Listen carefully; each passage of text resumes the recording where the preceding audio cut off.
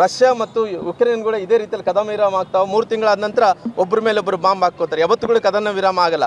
ಅದೇ ರೀತಿಯಲ್ಲಿ D K ಶಿವಕುಮಾರರು ಸಿದ್ದರಾಮಯ್ಯರ ಮೇಲೆ ಯಾವತ್ತು ಬಾಂಬ್ ಹಾಕ್ತಾರೋ ಗೊತ್ತಿಲ್ಲ. ಇವತ್ತು ಸಿದ್ದರಾಮಯ್ಯರು ಡಿ ಕೆ ಶಿವಕುಮಾರ್ ಮೇಲೆ ಯಾವತ್ತು ಬಾಂಬ್ ಹಾಕ್ತಾರೋ ಗೊತ್ತಿಲ್ಲ. ಇವತ್ತು ಇದ್ದಂಥ ಶಾಸಕರೆಲ್ಲರೂ ಕೂಡ ನಾನು ಮಂತ್ರಿಗಳೆಂದು ಹೋಗ್ತಾ ಇದ್ದಾರೆ. ಇವತ್ತು ಡಿಲ್ಲಿಯೆಲ್ಲ ಹೈಕಮಾಂಡ್ ಅಂಗಳದಲ್ಲಿ ಇವತ್ತು ಎಲ್ಲ ಕೂಡ ಅವರು ಏನು ನಿರ್ಧಾರಗಳು ಆಗಬೇಕು ಅಲ್ಲೆಲ್ಲ ಕೂಡ ಸೇರ್ಕೊಂಡಿದ್ದಾವೆ. ಇವತ್ತು ರಾಜ್ಯದಲ್ಲಿ ಇದ್ದಂಥ ಡೆವಲಪ್ಮೆಂಟ್ ಕುಸಿತವಿದೆ, ಅಡ್ಮಿನಿಸ್ಟ್ರೇಷನ್ ಕೊಲ್ಯಾಪ್ಸ್ ಆಗಿಬಿಟ್ಟಿದೆ, ಲಾ ಆ್ಯಂಡ್ ಆರ್ಡರ್ ಸಂಪೂರ್ಣವಾಗಿ ಫೇಲ್ ಆಗಿಬಿಟ್ಟಿದೆ. ಇವತ್ತು ಇಷ್ಟೆಲ್ಲ ನಡೆಯುವಂಥ ಟೈಮಲ್ಲಿ ಕೂಡ ಸರ್ಕಾರ ಇದ್ದು ನಮ್ಮ ಪಾಲಿಗೆ ಸತ್ತಂತಾಗಿದೆ.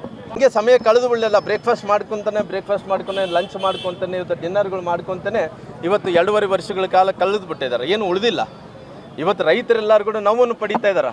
ಇವತ್ತು ಸರ್ಕಾರ ಯಾವುದಕ್ಕೋಸ್ಕರವಾಗಿ ಬಂದಿದೆಪ್ಪ, ಸುಳ್ಳು ಹೇಳ್ಕೊಂಡು ಸರ್ಕಾರ ಅಧಿಕಾರಕ್ಕೆ ಬಂದಿದೆ. ಇವತ್ತು ಜನರಿಗೆಲ್ಲರೂ ಕೂಡ ತುಂಬ ಅನ್ಯಾಯ ಆಗ್ತಾಯಿದೆ. ಬಡವ್ರಿಗೆ ಅನ್ಯಾಯ ಆಗ್ತಾಯಿದೆ, ಮಹಿಳೆಯರಿಗೆ ಅನ್ಯಾಯ ಆಗ್ತಾಯಿದೆ, ರೈತರಿಗೆ ಅನ್ಯಾಯ ಆಗ್ತಾಯಿದೆ ಅಂತೇಳಿ ಇವತ್ತು ಗೋಳು ಅಂತೇಳಿ ಕಣ್ಣೀರಲ್ಲಿ ಕೈ ತೊಳೆಯುವಂಥ ಸಂದರ್ಭದಲ್ಲಿ ಈ ಸರ್ಕಾರ ಇವತ್ತು ಡಿನ್ನರ್ ಮಾಡ್ತೇನೋ ಲಂಚ್ ಮಾಡುತ್ತೇನೋ 2028ರಲ್ಲಿ ಬಿಹಾರ ಚುನಾವಣೆಯಲ್ಲಿ ಏನಾಗಿದೆನೋ ಖಂಡಿತವಾಗಿ ಕರ್ನಾಟಕದಲ್ಲಿ ಕೂಡ ಅದೇ ರಿಪೀಟ್ ಆಗುವಂಥ ಕೆಲಸ ಆಗುತ್ತೆ. ಮುಂಬರುವಂಥ ದಿನಗಳಲ್ಲಿ 28ರಲ್ಲಿ ಇವತ್ತು ಬಿಹಾರಕ್ಕಿಂತ ದೊಡ್ಡ ಮಟ್ಟದಲ್ಲಿ ಇವತ್ತು ಭಾರತೀಯ ಜನತಾ ಪಾರ್ಟಿ ಗೆಲ್ಲುವಂಥ ಕೆಲಸ ಆಗುತ್ತೆ. ಕಾಂಗ್ರೆಸ್ಸನ್ನು ಡೆಪಾಸಿಟ್ ಇಲ್ಲಿರೋದಂಥ ಕೆಲಸ ಮಾಡುತ್ತೆ. ಕೇಂದ್ರದಲ್ಲಿ ರಾಷ್ಟ್ರೀಯ ಅಧ್ಯಕ್ಷರ ಬದಲಾವಣೆ, ಬ್ರೇಕ್ಫಾಸ್ಟ್ ಮೀಟಿಂಗ್ ಮಾಡ್ತಾರೋ, ಲಂಚ್ ಮಾಡ್ತಾರೋ, ಡಿನ್ನರ್ ಮಾಡ್ತಾರೋ, ಏನು ಮಾಡ್ತಾರೋ ಮಾಡಿಕೊಳ್ಳಿ. ನಮಗೆ ಇವತ್ತು ಏನಾಗಿದೆ, ಇವತ್ತು ಒಂದು ಕಡೆ ಅವರು ಮುಖ್ಯಮಂತ್ರಿಗಳು ಉಪಮುಖ್ಯಮಂತ್ರಿಗಳು ಸೇರಿಕೊಂಡು ನಮ್ಮ ಏನು ಕದನ ವಿರಾಮ ಅನ್ನೋಂಥ ಮಾತುಗಳನ್ನು ಅವರು ಮಾತಾಡುವಂಥ ಸಂದರ್ಭದಲ್ಲಿ ಏನು ಉಲ್ಲೇಖನ ಮಾಡಿದರು. ರಷ್ಯಾ ಮತ್ತು ಯುಕ್ರೇನ್ ಕೂಡ ಇದೇ ರೀತಿಯಲ್ಲಿ ಕದನ ವಿರಾಮ ಆಗ್ತಾವೆ. 3 ತಿಂಗಳಾದ ನಂತರ ಒಬ್ಬರ ಮೇಲೆ ಒಬ್ಬರು ಬಾಂಬ್ ಹಾಕ್ಕೋತಾರೆ. ಯಾವತ್ತೂ ಕದನ ವಿರಾಮ ಆಗಲ್ಲ. ಅದೇ ರೀತಿಯಲ್ಲಿ ಡಿ ಕೆ ಶಿವಕುಮಾರರು ಸಿದ್ದರಾಮಯ್ಯರ ಮೇಲೆ ಯಾವತ್ತು ಬಾಂಬ್ ಹಾಕ್ತಾರೋ ಗೊತ್ತಿಲ್ಲ.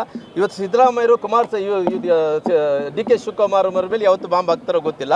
ಇವತ್ತು ಇದ್ದಂಥ ಶಾಸಕರೆಲ್ಲರೂ ಕೂಡ ನಾನು ಮಂತ್ರಿಗಳೆಂದು ಹೋಗ್ತಾ ಇದ್ದಾರೆ. ಇವತ್ತು ಡಿಲ್ಲಿಯೆಲ್ಲ ಹೈಕಮಾಂಡ್ ಅಂಗಳದಲ್ಲಿ ಇವತ್ತು ಎಲ್ಲ ಕೂಡ ಅವರು ಏನು ನಿರ್ಧಾರಗಳು ಆಗಬೇಕು ಅಲ್ಲೆಲ್ಲ ಕೂಡ ಸೇರ್ಕೊಂಡಿದ್ದಾವೆ.